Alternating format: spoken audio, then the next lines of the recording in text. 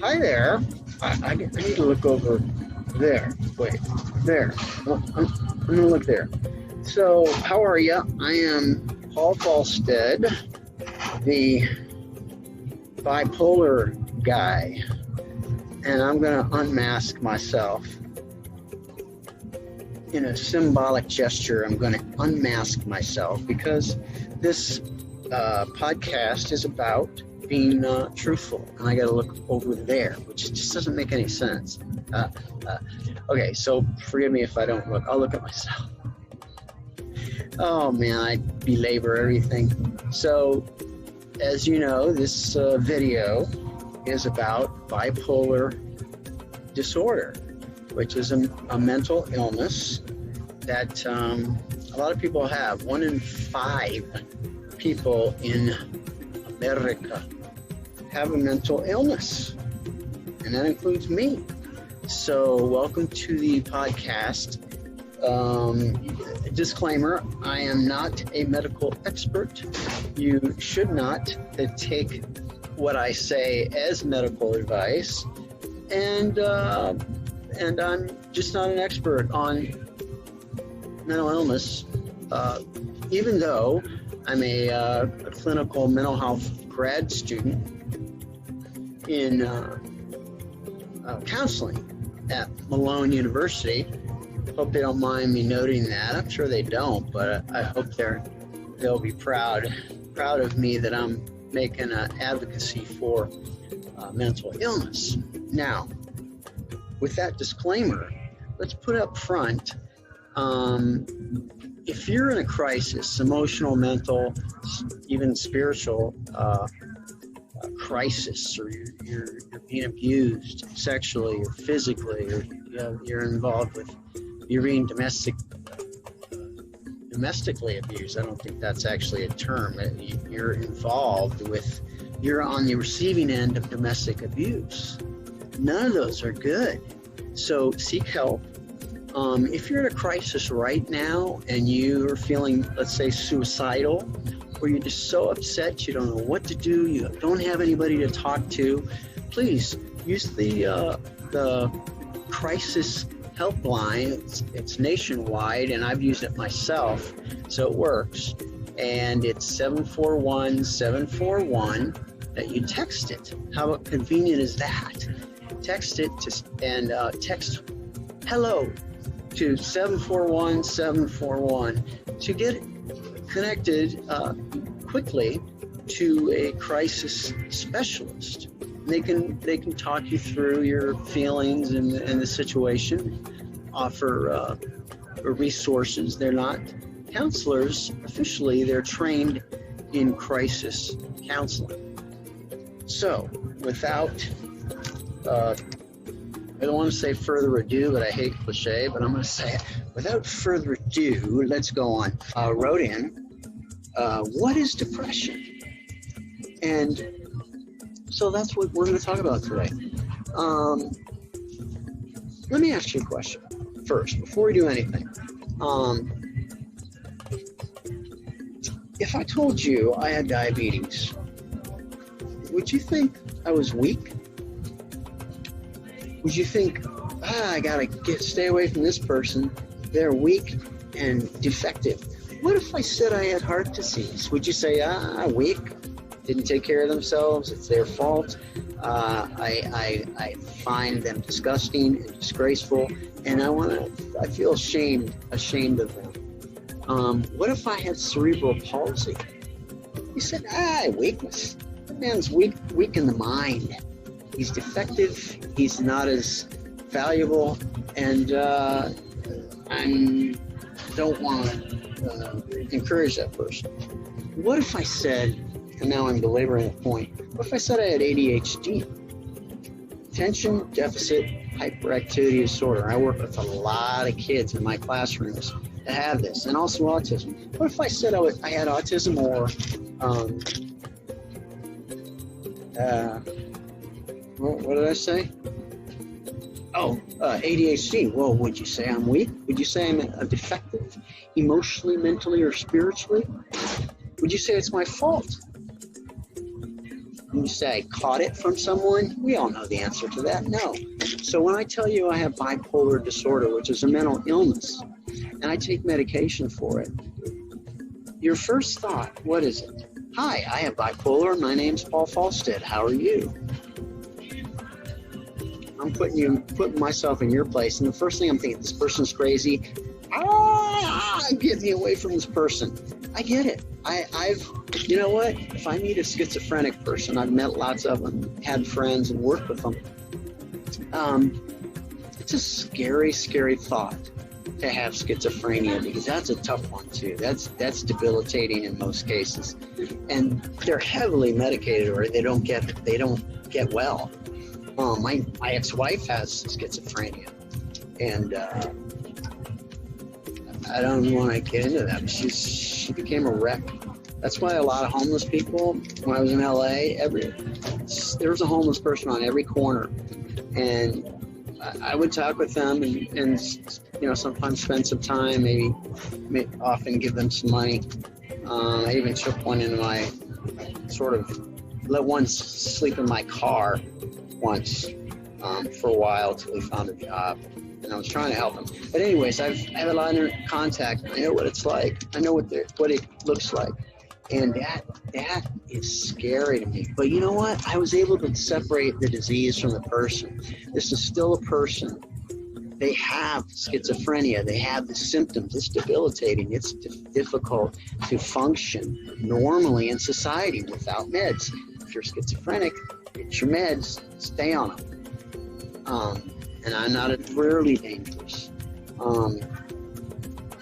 That's proven.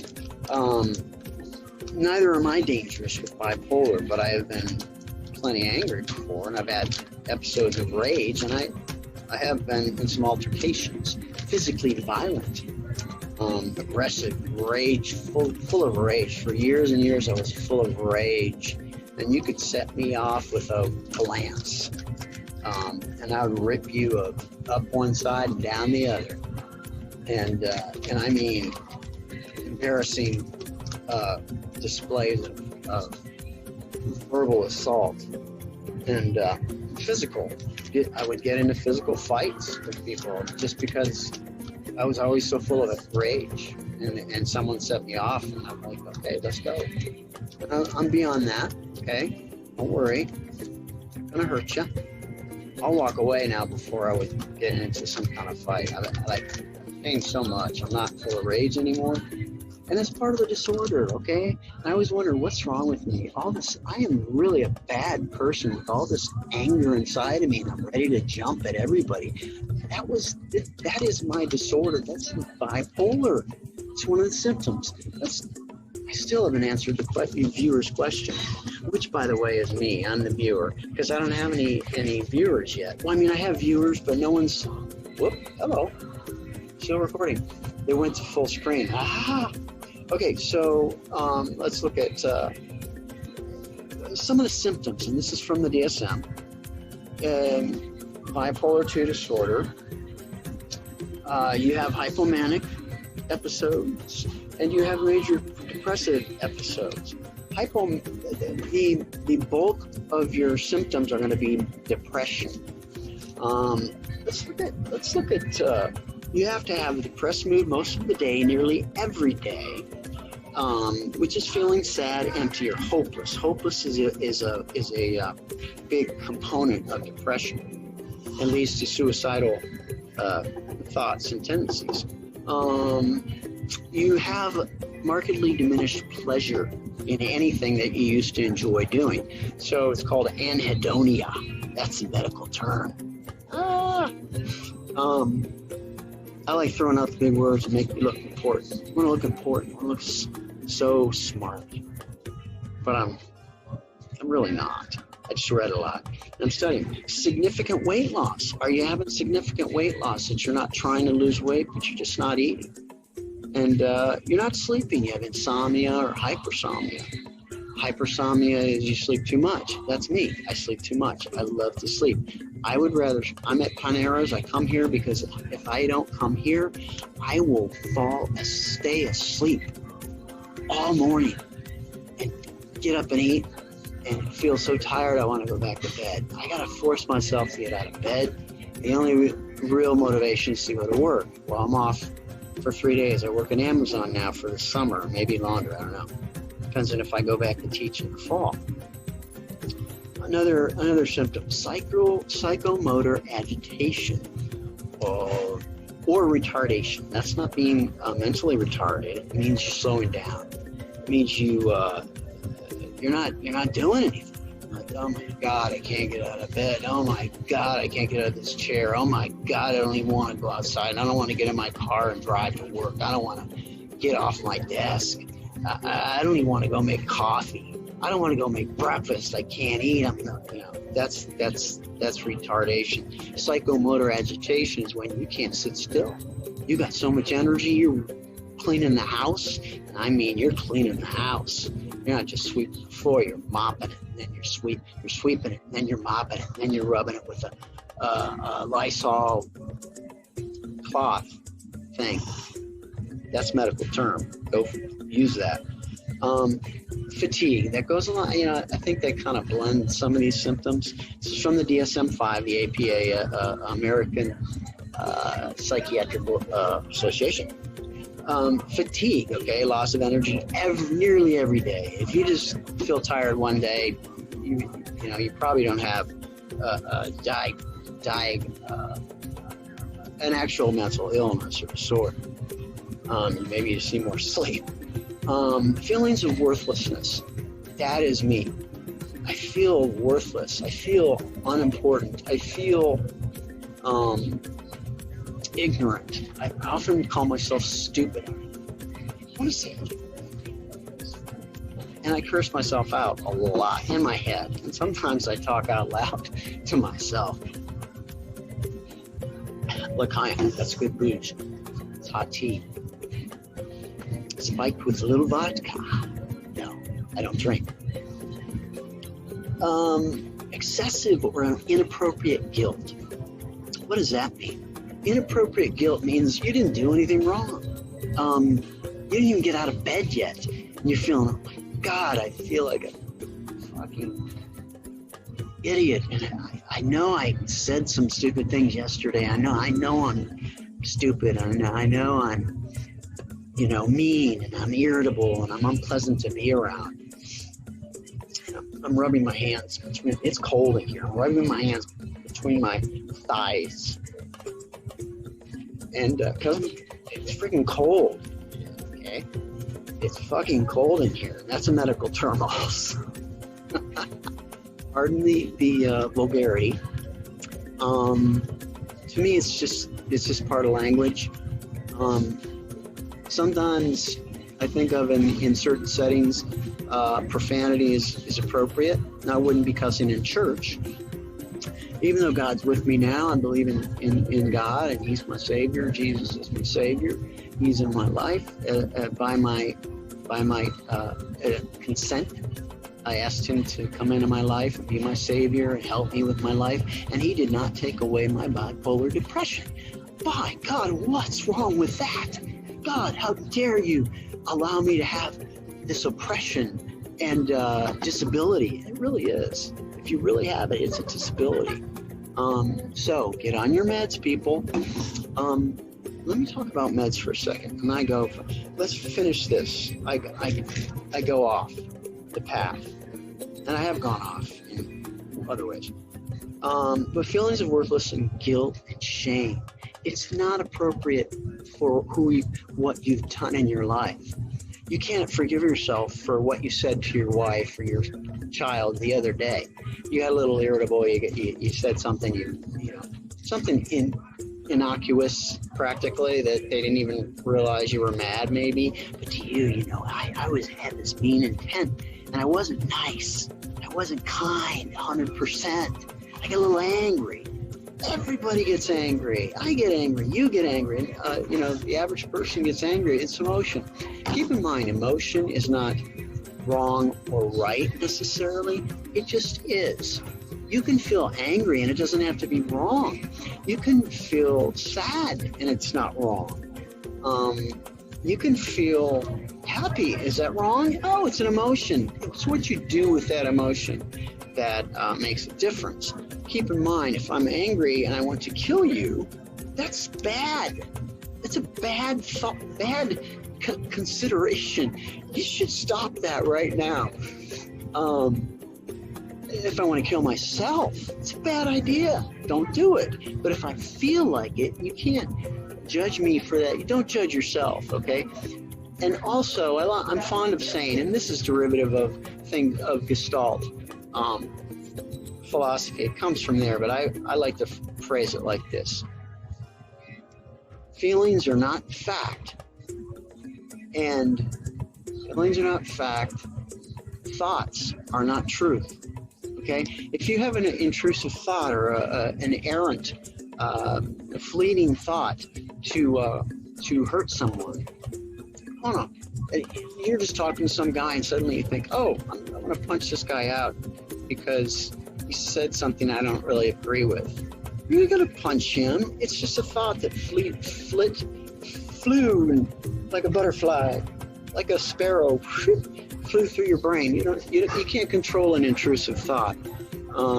They're annoying, but you can't just block them out. Your mind just does things sometimes. It says things to you. Diminished ability. Here's going back to the symptoms of bipolar 2. Diminished ability to think or concentrate, indecisiveness nearly every day. All these symptoms are nearly every day. It's not something you had one day and the next month you're okay. I make that face every time. I don't know why. Paneras. By their, I'm kind of not compensated. I just think someday I will be. So I'm showing that I will advertise your brand if you support me and give me money, give me some dough. I have such an inability to think and concentrate. Imagine, I got a bachelor's degree in communication, really journalism and mass communication, really broadcasting. I was a filmmaker independently, not successfully. Then I got a master's in English, teaching English. In other words, I learned how to teach. I didn't learn English. But that program at Cal State Long Beach, I recommend them so highly. It's like the toughest. I guess I think they say it's the third toughest teaching program in the country, or maybe that's in California. It was hard. It kicked my ass, kicked my fanny right down the road, and then back up the hill again, and then back down for 2.5 years. That was so hard. And then I'm getting this master's degree in clinical mental health counseling. Imagine the inability to not concentrate and think, control and focus. That's me. I have to read textbooks several times to even understand what I'm reading. And so I understand learning disability. Sometimes I cannot think. I can't, and I forget. I have a short-term memory loss because I've had a lot of concussions, a lot of bangs and accidents, sports accidents, and just accidents that have caused me, I'm sure, that it's caused me to lose my short-term memory. I really have problems with that. And I had an MRI, and they said, nothing's wrong with your brain. Yeah, well, okay. So can you see that I have a short-term memory loss? They can't tell that. They could tell if your brain is physically damaged. They can't tell you if you have memory loss. You have to tell them you have. And then they can rule out any brain defects or damage. Finally, recurrent thoughts of death. Not just fear of dying. We're going over the symptoms of bipolar, the criteria. Okay? The recurrent thoughts of death. You're thinking about death. Not just fear of death, especially not fear of death, even though you may. but you're wanting to die. You feel like you want to die. You feel like you want to end your life. You're thinking about ending your life because you're so miserable. You're in so much pain. And it's the only way you can see, and you have no hope that things are going to change or get better. So you want to kill yourself because that's seemingly, apparently, the only way to solve your pain problem. We all know when we're rational and logical, it's not the answer. But if you're severely depressed and you have bipolar, you're going to think about suicide. So get on those meds. Now, the thing about bipolar disorder is these symptoms have to be debilitating, and how they put it. Oh, by the way, if you're depressed, depression, clinical depression can express itself in irritability. And I didn't know this until recently. Amazing. I've been in therapy since I was 20 years old. 21 is when I first went to a counselor after I tried to kill myself. And I wound up in the hospital. I was in the psych unit for 30 days. It saved my life. I'm not ashamed. I love the psych unit. It saved my fucking life, people. I was going to die. I was going to kill myself. And they got me on lithium, which was a miracle drug back in the 70s. Patty Duke advocated. She was bipolar. There's a lot of creative people that are bipolar. I think a lot of famous people, actually. They say Abraham Lincoln was bipolar. How do they know? But he had symptoms of depression. He had symptoms of bipolar. Virginia Woolf, the great writer, was supposedly bipolar. Charles Dickens, one of my favorite writers of all time, wrote Christmas Carol, Tale of Two Cities. Read that. Just powerful book. Or see the movie if you're not into reading. You should read. I'm an English teacher. You should read. You should read that book. Pick it up. And keep itching. Don't touch your face. Don't rub your nose. I'm getting to the point where I gotta stop because this is going on forever. I could probably talk all day. And you know what? That's a symptom of when you're in mania, when you're having a manic episode. I can take these glasses off. When they're reading glasses. Let's see if I can get them off my hair. There we go. What was I talking about? Irritability. I'm always angry. I'm not happy. I'm just miserable to be around. I wake up pissed off. And there's no reason for it. I just wake up angry. And I go to work and I'm pissed off and I'm irritable, and someone could say the wrong thing to me. I'm going to jump on them, which is often why I don't get along well with others, because I'm just irritable all the time. And I thought, there's just something wrong with me. I just have this defect. Well, I'm bipolar, and that's a symptom of depression. So if you're irritable all the time, and you may just be depressed. And so check into that. Maybe get some therapy if it's chronic. Everybody gets irritable. And some people are just angry people, and they may not have a disorder. They're just irritable people. That's their personality. They're kind of grouchy. They're cantankerous old man next door. You kids, get off my lawn. And what a caricature.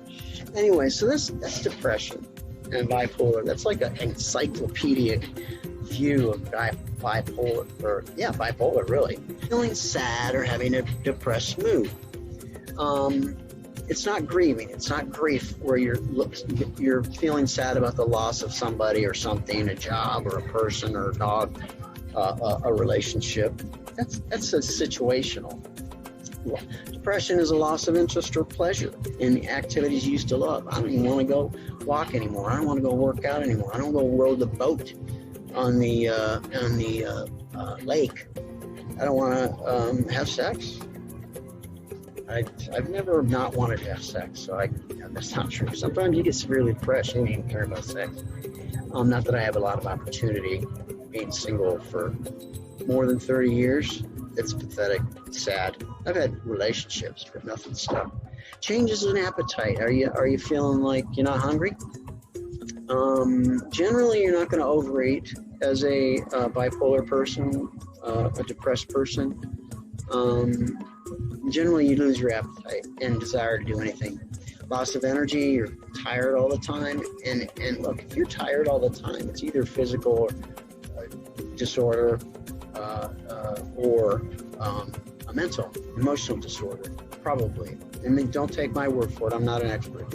Increase in purposeless physical activity. This is about what depression, the definition of depression. Now, this is weird. Hand wringing,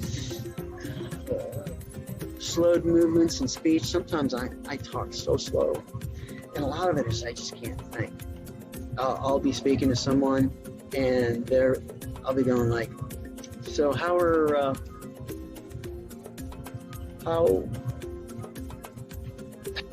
your day going?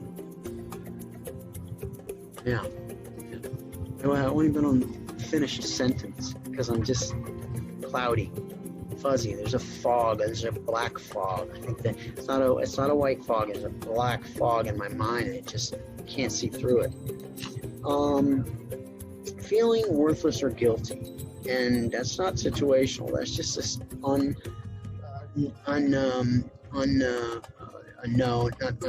but it's like you can't pinpoint why necessarily, or you're feeling overly guilty over little things that don't amount to anything to anybody else. You obsess about what you said, the little thing you said, or something you did, or you ate the last peach in the refrigerator, and wow, you're such a creep, lousy slob, fat pig that you ate, and you didn't care about your family. You ate that last peach or plum. Take your hands off that last banana, boy. Speaking to myself, not you. Difficulty thinking, concentrating, making decisions. If you're depressed, you may be feeling that. Thoughts of death or suicide. Okay, so let's talk about suicide for a second. Text 741-741 to talk, or text with a live, real person who's trained in crisis management, crisis counseling. I'm going to full screen now, so get the wide angle version. I can look straight at you instead of looking down there, which may be annoying to you. Let's talk about suicide. First of all, depression. Depression can be instigate or influence the thoughts of suicide. So if you have bipolar like me, you've gone through suicidal tendencies, suicidal thoughts, ideations they call them in the real counseling world. Now I'm taking dust off my computer keyboard. What is that about? So I'm goofy, weird. So you need a little bit of lack of self-esteem, don't I? You want to put yourself down. Think of the good things that you're about. So I've been suicidal a lot in my life. I've battled it. I've had to fight it. Even after being on medications, you can still have those suicidal thoughts and ideations, because medication with bipolar and some other mental illnesses doesn't preclude symptoms. I'm still get depressed severely sometimes. I go through periods of it, and my manic episodes are not severe. I can't sit still. I'm doing everything, and I'm talking fast. And sometimes I'm elated, have an elated or elevated mood, pretty happy or seeming happy, but it's really just more silly than anything. Can't control my thoughts. My mind has a mind of its own.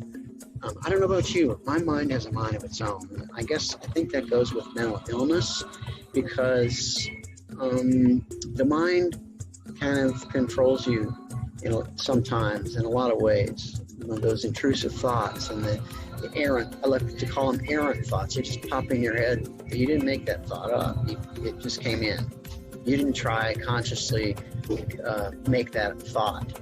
Like, oh, I need to brush my teeth now, or I need to go prepare dinner, or I need to go study. Those are conscious thoughts that you think of. So anyways, suicidal thoughts can happen if you're severely depressed. And a lot of suicidal tendencies come because you're in so much mental or emotional pain that you see and you've lost hope after weeks, days, and months of suffering depression or misery inside. And you just like, you've tried everything. You exercise, you eat right, you get enough sleep when you can. You try to repair broken relationships, and you try to think positive, and you go to your pastor, and you go to church, and you pray, and you read the Bible, and nothing helps. And you talk to your friends, and they don't understand. You talk to your spouse or your mate or your partner, and they don't get it because they don't suffer it. And they're getting tired of your lousy mood. And so you're alone, you're isolated, and you isolate because you don't want to burden other people. And so pretty soon you're like, there's no hope. I can't stop this pain. It's not me. It's taken over my life. And you go, there's no hope. It's not going to stop. I've done everything. I mean, I'm even in therapy, and that's not helping as much as it should. I'm on medication, and I can't get out of this funk. Not funk music, not Rick James, but funky depression. I like to use humor. Look, I've been through the suicide thing. I've been through this. I still battle severe depression and suicidal thoughts. Not as much, but I know how to handle them now because I've been trained. I've been in therapy for 20 years, and I study this, self-study, and I'm in the counseling program, so I know how to handle my thoughts and my intrusive thoughts and obsessive compulsive behaviors and depression and such. I know how to cognitively manage them. But if you don't yet, you may have lost hope that anything's going to change. But that's when you need to reach out and talk to somebody. It doesn't matter if it's your parent, your spouse, your partner, a friend, a trusted friend who might just let you talk. I remember when I first tried to talk to somebody about my depression, I didn't have the words and I couldn't speak. I could not talk, but I went and sat and listened to this pastor of mine for an hour, and I tried to speak and I couldn't explain it. It was really hard, but there was some relief in just sharing my pain a little bit. That there was some relief in knowing that someone else knew that I was suffering. When you get to a good therapist, they'll be able to help you with it. But right now, if you're in a crisis of depression and you're thinking about killing yourself or hurting yourself or someone else, you need to talk to somebody. And right now, you can text 741-741, and it'll be on the screen somewhere around there. So you can call it. You can text it 24 hours a day, 7 days out of the week, and which is every day. So there's never a time that they wouldn't be able to talk to you. And it's a real trained crisis person that'll be texting with you. It's anonymous, of course, but they have the ability to help you work through this issue. They can't solve your problems, but they can help you talk it out and feel. And they'll be with you until they feel like you're feeling better, or you feel like you're feeling better. Also, get to see a therapist. You can see a free therapist. I'm a grad student. I'm a poor teacher, and I'm seeing a therapist for free. Thank God for community services, family services, because they've enriched my life when I couldn't pay. I still really can't pay. So get with those, call 211, and that's the line that'll help you with community resources. It's a free line, 211. and they'll tell you, hey, look, I'm suicidal, I'm feeling really bad, I need to get a counselor, I need to see somebody. Where do I go for help? You can always Google it. Google depression and a therapist in your area. But get help. Talk to somebody. And again, if you're in crisis right now, you can text that 741-741, or you just reach out to somebody that you trust. Be aware that they may not know how to help you, but just that they know that you're suffering and they could be there with you, and just tell them, I need somebody to hear me. I need someone to know I'm in pain. And they don't have to give you answers, and they shouldn't, really, because good therapy is about listening and acknowledging what you're suffering and helping you sort out what you can do to help yourself, because ultimately you are the only one that could help you. So do the right things to get better, because you have the power to do that. I believe that, because if I didn't get myself out of the cement, wet cement, I'd still be stuck there. Yeah, I have God as my helper and my shepherd and my guide. He didn't rescue me from now. He didn't let me kill myself. That's I believe that, because he didn't want me to die. And I hope now that my life will be useful to other people, which I think is what we're supposed to do with our lives. It's supposed to be some kind of use to others, to enrich other people's lives, put a smile on somebody's face. It could be as simple as shaking a hand or saying hi or smiling, or saying good to see you sincerely. I used to love in my classroom just to say hi to my students. We call them, as if you're a teacher, you call them your kids, which is not exactly, you may not want to hear a teacher, hey, you're my kid, but we all know your favorite teacher was like your parent. So,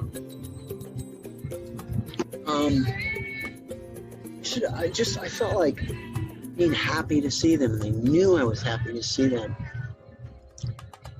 When my daughter comes home, I'm happy to see her. My face lights up. I see my parents.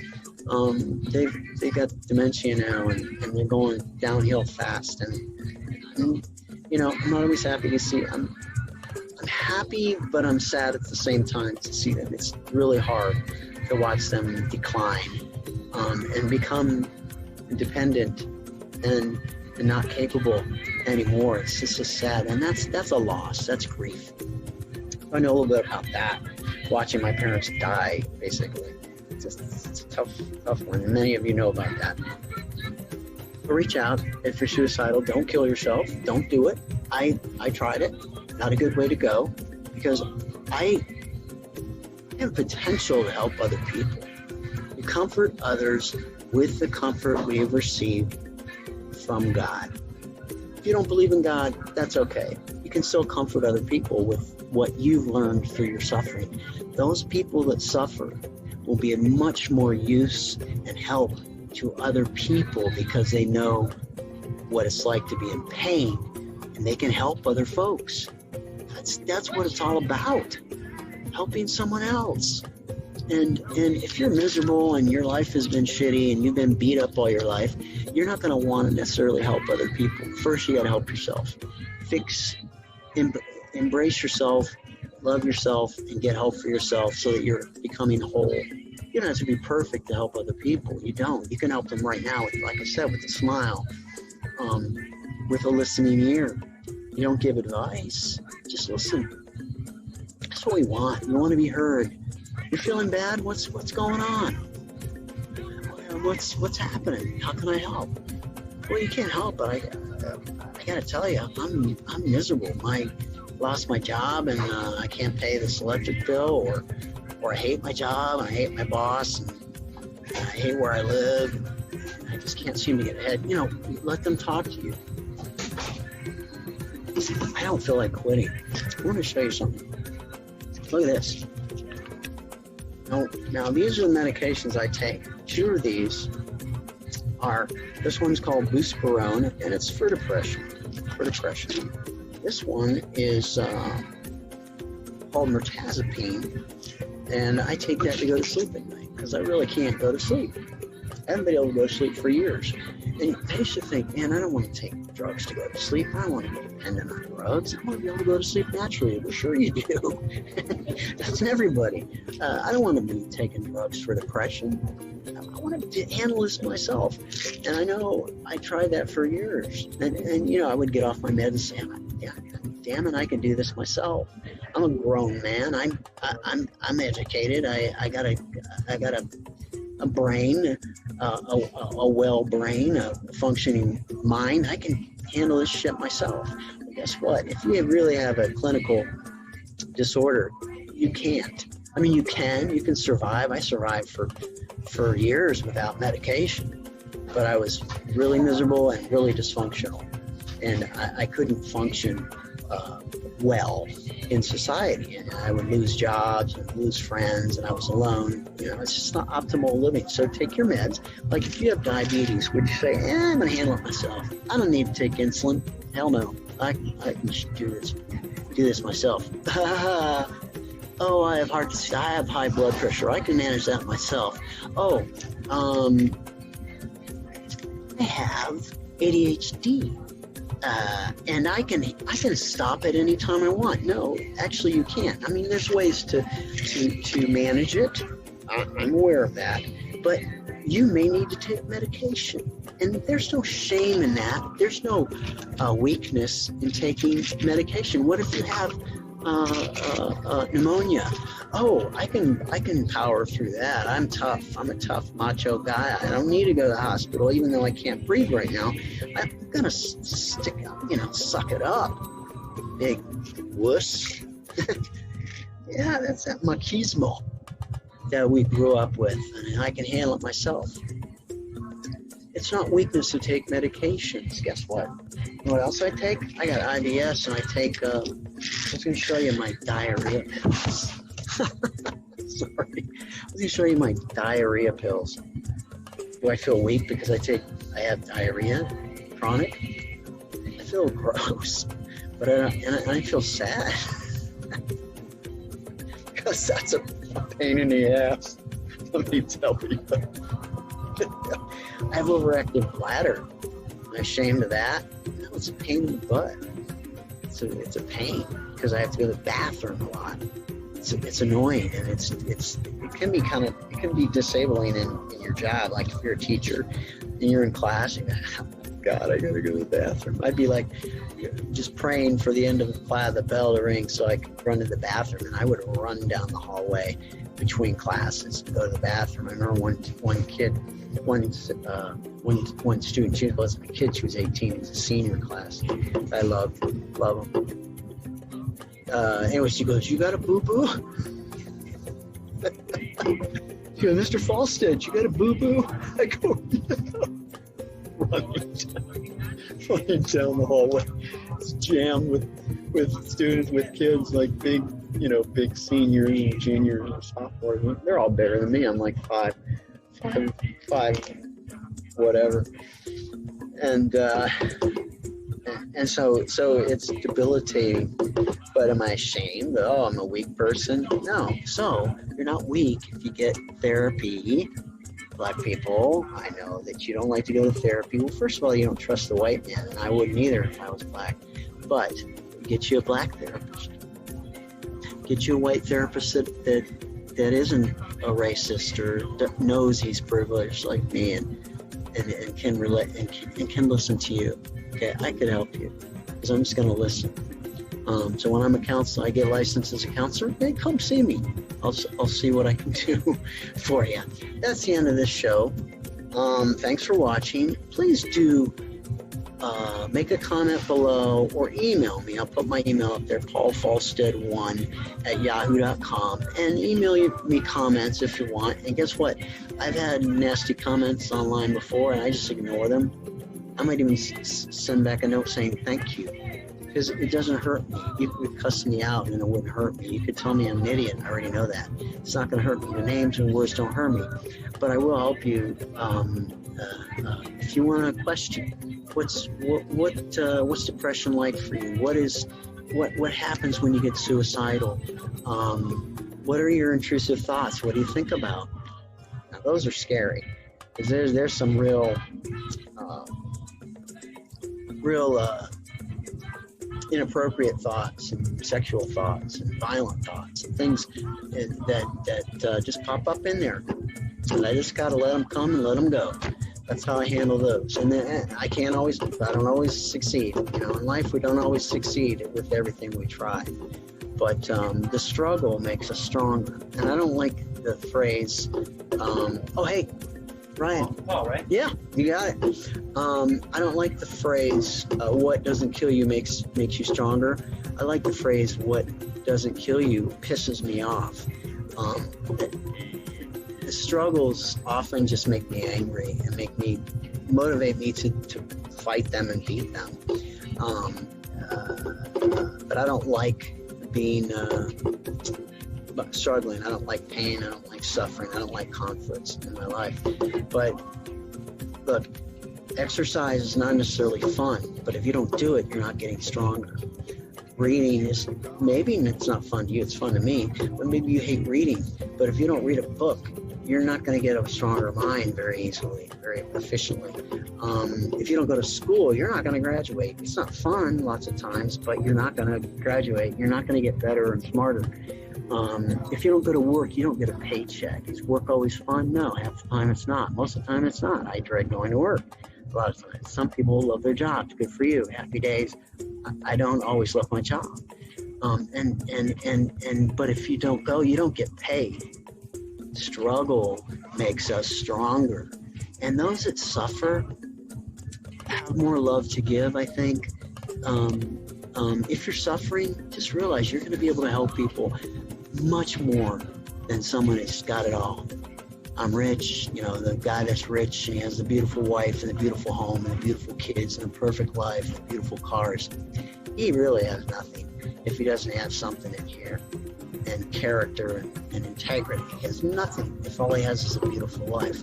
It's just because you're rich doesn't mean you have nothing. You have no integrity. There's plenty of cool rich people, but there's a lot more poor people that have integrity and character than there are rich people, in my estimation. Anyways, thanks for watching. Send me those emails and ask me questions and what you'd like to talk about, and I'll address those, because I'd rather help you than sit here and ramble, even though I like hearing myself talk. Imagine. Good talking to you, and be well, and take good care of yourself. Bye-bye. I'm going to stop now. Gotta find the stop recording.